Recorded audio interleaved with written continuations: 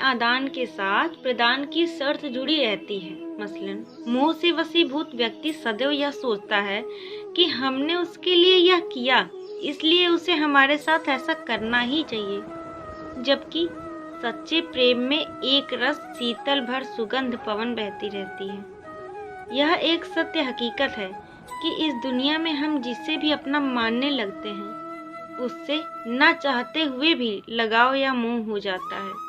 धीरे धीरे वह इस हद तक जा पहुंचता है जहां ऐसी स्थिति उत्पन्न हो जाती है कि हम ना उसे छोड़ना चाहते हैं और ना उसमें से छूटना चाहते हैं। विधाता ने मनुष्य आत्मा को निर्वाकारी, सरल और संतुष्ट जीवन जीने के लिए उत्पन्न किया, किंतु मनुष्यों ने अपने चारों ओर मोह का ऐसा माया जाल निर्मित कर दिया जिससे स्वयं सृष्टि के निर्माता परम पिता परमात्मा को इस धरा पर अवतरित होकर उसकी आंखों पर बंधी मोह की काली पट्टी को खोलने का कार्य करना पड़ा।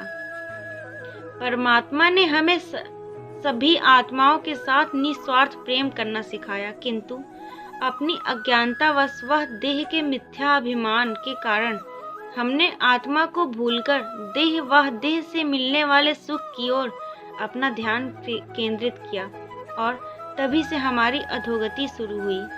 यह बहुत ही आश्चर्य की बात है कि जो हमसे ज़्यादातर लोग प्रेम और मोह को एक समान मानते हैं, जबकि हकीकत यह है कि इन दोनों में जमीन आसमान जितना अंतर है। जी हाँ, देखा जाए तो व्यक्तियों अथवा वस्तुओं के प्रति इतनी आसक्ति होना कि उन्हें पाने अथवा अपने कब्जे में रखने के लिए कुछ भी करने पर उतारू हो जाए, स्पष्ट रूप से मोह है। इसी प्रकार से जब हम व्यक्तिगत तौर पर किसी से आकर्षित होकर उससे इस कदर जुड़ जाते हैं कि उससे बिछड़ने की बात या सोचने तक से हमें कष्ट होने लगता है, तो यह भी मोह की स्थिति है, क्योंकि हमारा मोह सदैव यह सोचता है कि हमारी प्रिय व्यक्ति या वस्तु का साथ हमसे छूटने ना पाए, चाहे इसके लिए अपना अथवा उस प्रिय व्यक्ति का कितना ही अहित क्यों न हो। मोह की यह मोटी बड़ी हमें आनंद का अनुभव कराती है। मोह में आदान के साथ प्रदान की शर्त जुड़ी रहती है। लेखा जोखा जहाँ भी लिखा जा रहा होगा, वहाँ लाभ हानि के आधार पर संतोष अथवा आक्रोश भी व्यक्त किया जा रहा होगा, जबकि सच्चे प्रेम में ऐसे आंधी तूफान कभी नहीं आते, बल्कि उसमें तो एक रस शीतल भर सुगंध पवन बहती रहती है। स्मरण रहे, प्रेम देने के लिए किया जाता है, लेने के लिए नहीं, और देते रहने में तो कोई बाधा ही नहीं। सारा झंझट तब शुरू होता है जब हमारे मन में लेने की भावना उत्पन्न होती है।